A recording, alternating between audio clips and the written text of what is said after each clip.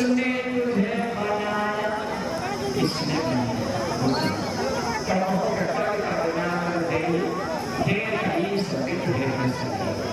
उसने तुझे बनाया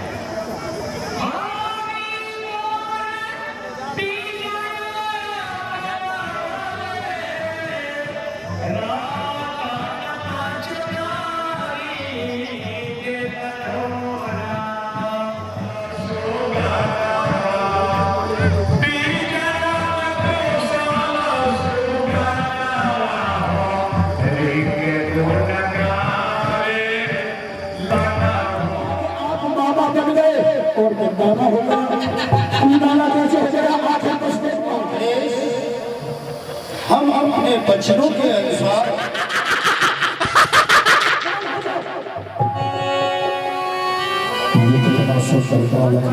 हंसने भी नहीं देते। परमात्मा जय हो भोलेनाथ, इस बच्चे को इतना सुंदर बना दिया जो कि मेरे जीवन में कभी दया आने वाली नहीं थी, लेकिन आज इस बच्चे को देखकर मेरे हृदय में दया उत्पन्न हो रही है। और ये है हार मास का पुतला, बेखिलाए फूल है, इसे मारना अन्याय महान भूल। ये हार मास का पुतला है, मुझे देना तत्काल। इस बच्चे से मुझे कोई भय नहीं, लेकिन दया आने से मैंने इसे छोड़ दिया। इसका पालन कैसे किया जाए, इसको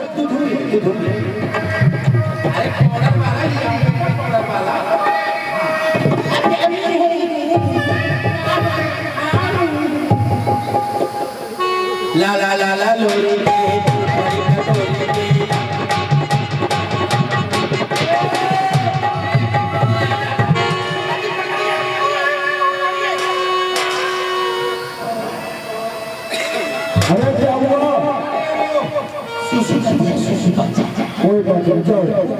इसको बकरी का दूध पिलाना। सुनो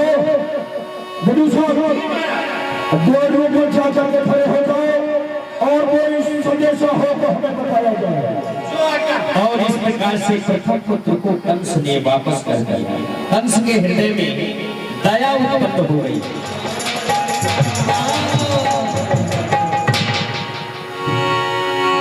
श्री भंडार है, बोलिए ठाकुर जी महाराज की। अरे प्रियाओ, कम से जोरदारी से जयकारा प्रभु का लगाए। बोलिए नारायण भगवान की। बताइए, आप लोगों से भगवान का नाम भी नहीं लिया जा रहा है।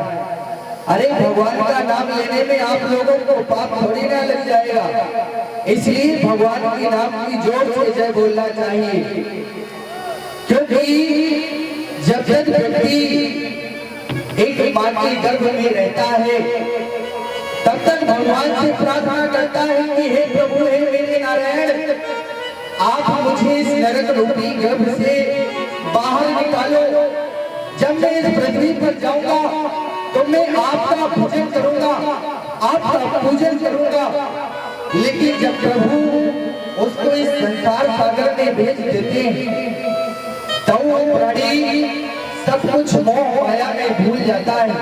ये मेरा पिता है, ये मेरी माँ है, यहाँ पे कोई किसी का नहीं है, क्योंकि भगवान का नाम ही सार है, बाकी सब जीवन में बेकार है।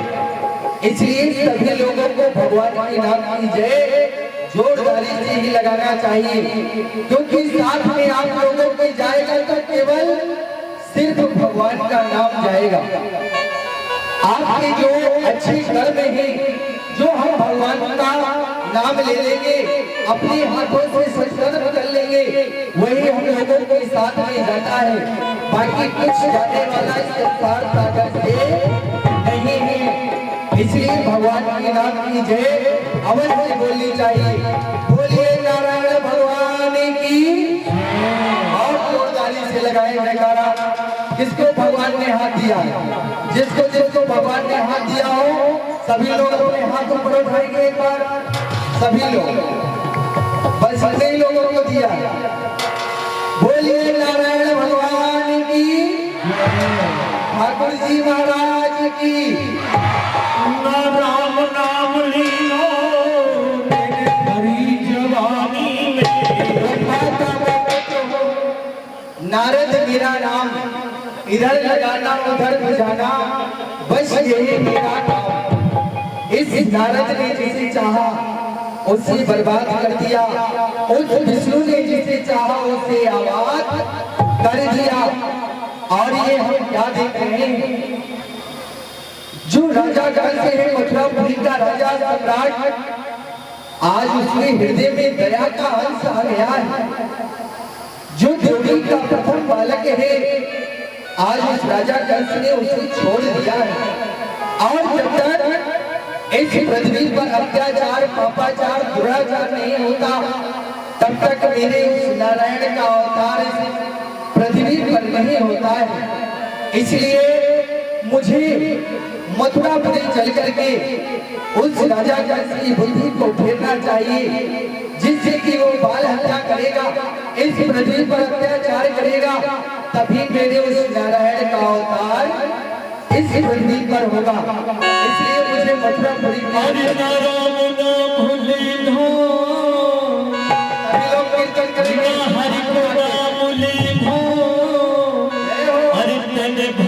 जवानी में मर जा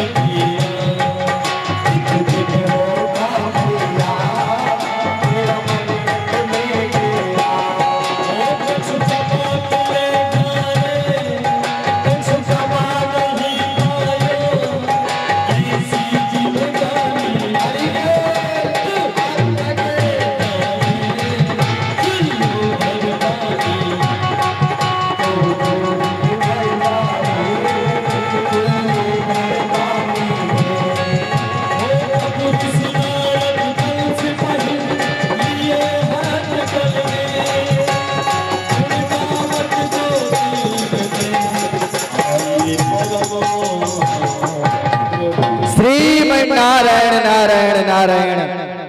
हम तो प्रभु का भजन करते हुए मथुरापुरी में आ गए हैं, लेकिन यहाँ कोई राजा कंस का सेवक नजर नहीं आ रहा।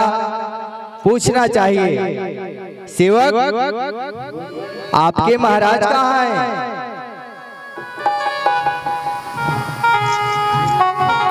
प्रसन्न रहो, तुम्हारा अखंड कल्याण हो। आपके महाराज कहाँ हैं इस समय? तो जाकर के उनसे खबर कर दीजिए देव ऋषि नारद जी का आगमन हुआ है। दीवान जी सुनिए। ए दीवान जी, क्या सोने के लिए आए हो? सोने के लिए आए हो या क्या हुआ? अरे कौन आए बेटा? कौन आए? देवर जी। कौन आया है? देवर जी।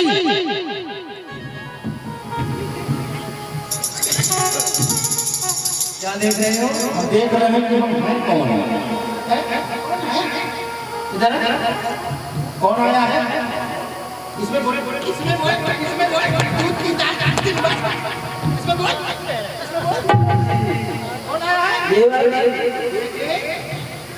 इधर कभी मर्दों के देवर नहीं होते और औरतों के साले नहीं होते।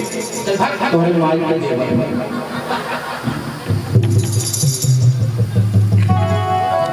क्या हुआ? अरे उसमें बोलिए, यंत्र इतना बड़ा लगा है। क्या आपने कहा उनसे जाकर के? अरे देवर जी आपसे किसने कह दिया? हमने देवर नहीं कहा है। नहीं, हमने ये नहीं कहा। अब की जाकर के उनसे पता है क्या कहना कि नारद जी का आगमन हुआ है प्रथम डोरी में। जाओ नाहर आया।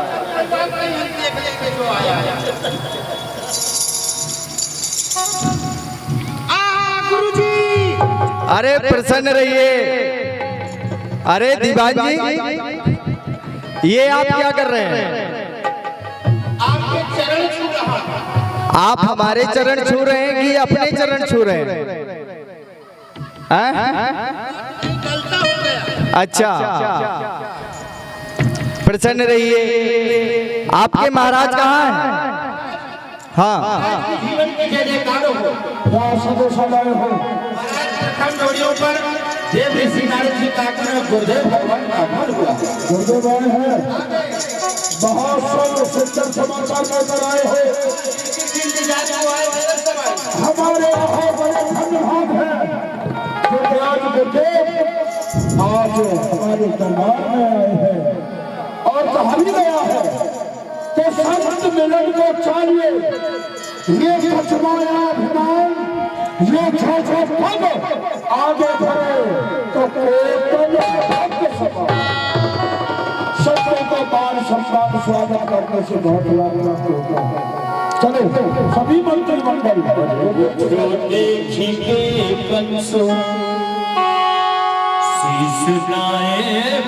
बंद कर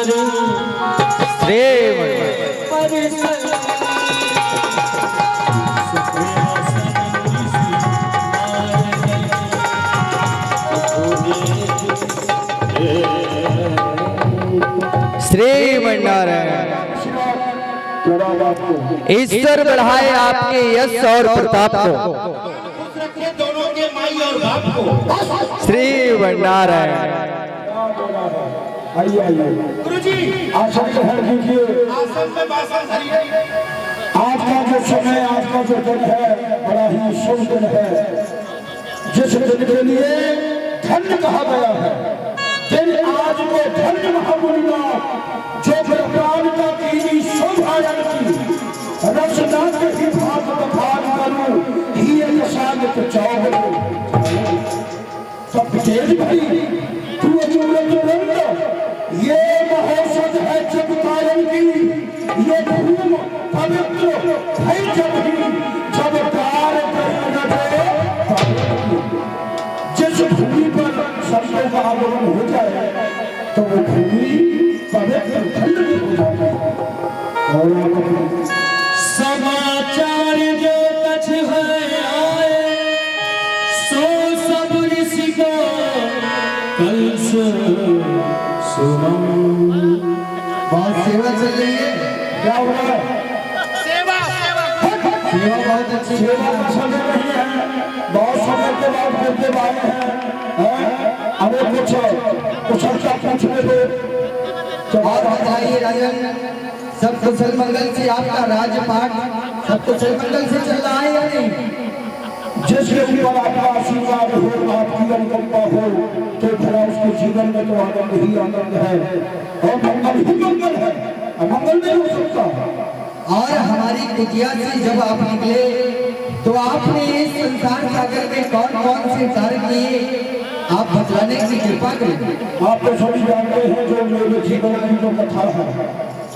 मेरा जन्म होते ही मेरे पिताजी ने ब्राह्मणों के द्वारा और एक ताश के पूरे में बांधा और मुझे जन्ना में बहा दिया।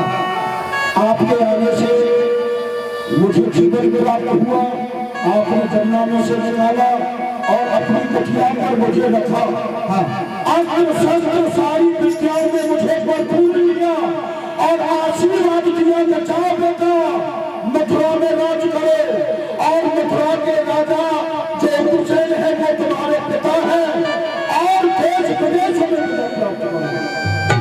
इसलिए अच्छे समय का राज आगमन हुआ तुम्हारा और ये समाचार जो गुजरा ये कहता हूँ तुम्हारा, जिस दिन से आपने दीनी अभय तलवार है उसी दिन से मैंने भी ये झुका दिया सर और मैंने सारे संसार को छुपा दिया। देश विदेशों में मुझे पाकर के मथुरा में आकर के देवकी का विवाह बसदेव जी के साथ संपन्न किया। विवाह के उपरांत देवकी बसदेव ने रथ में बैठाना और जैसे रथ आगे बढ़ाया अचानक आकाश से कोई भीषण आवाज, अरे कितना खुशहाल है और देव की बात बोला ये होगा तेरा काम है। ये काल में जब घोषणा की तो राजा कल जिस खेल के विवाह में आज तू खुश है, तू भूला हुआ है, याद कर उस खेल के का जो आज बलिदान है वो तेरा काल होगा। मैंने अपनी तलवार को निकाला और देवकी को मारने के लिए चला, उसी समय कछुए बीच में आया। अब मैंने विचार किया कछुए को भी समाप्त करना चाहिए। फिर क्या हुआ राजा? जब कछुए को भी मारने के लिए चला उसी समय हमारे पिताजी भी आ गए। मैंने पिताजी को जेल में डाल दिया। कैसा किया? बहुत सुंदर कार्य किया आपने। और कछुए हाथ जोड़कर खड़े हो गए और कछुए ने कहा एक से लेके आज तक जो भी संतान जन्मेगी मैं आपको लाभ दूंगा। जब प्रथम पुत्र का जन्म हुआ कछुए मेरे पास लेकर आए, मैंने उस बालक को देखा, उस बालक को देखकर मुझे दया आने लगी, मैंने उसे छोड़ दिया।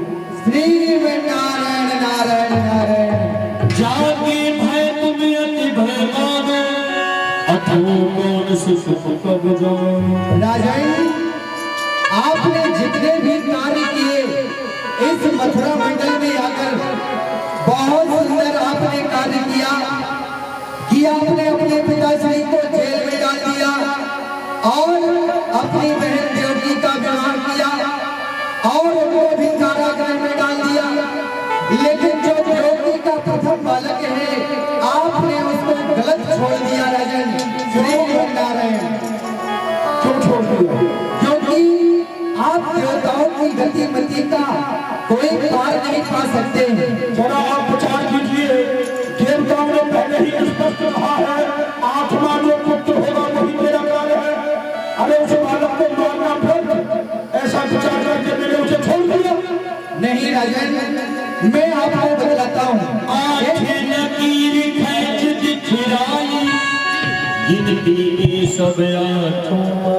आप एक अष्टकमल बनवाइए। आपने अभी कहा था कि देवताओं की जो माया है वो जान नहीं सकता है, नहीं आ सकता है। अब पहले किस तरह आएगा, कारण क्या है? करो साथ के बाद आप आएगा या पहले आएगा? महाराज गुरुजी साथ के बाद ही आता है। अब गुरुदेव ने कहा है तो पहले भी आ सकता है, जरा आप हमें समझाइए। क्यों नहीं राजन, आप इनके द्वारा एक अष्टकमल बनवाएं। मैं आपको बतलाता हूँ कि जो प्रथम है वही आठवां है, जो आठवां है वही प्रथम बालक है। आप अष्टकमल बनवाइए। 8 के बाद 7 आता है। ये बता पढ़ा है पढ़े हैं कहाँ पढ़ा है? स्कूल के पीछे पढ़े हैं। मान हो जाओ स्कूल के पीछे 7 के बाद ही अरे महाराज एमए बीए पास लीजिए साहब। साफ ही रहेगा तू जरा इसको मैं बना दे जरा अब आपका कहने का उद्देश्य यह है कुछ देर के लिए माना जाए कि देवकी के ये 8 पुत्र हैं। हाँ राजन, गणना करनी है और देखना है पहला और 7वां 8वां 6वां। हाँ तो आप एक गिनना प्रारंभ करें। 2 3 4 5 6 7 8 ये 8 है ना, अब जहाँ पर 8 आया है वहीं से एक गिनना प्रारंभ करिए।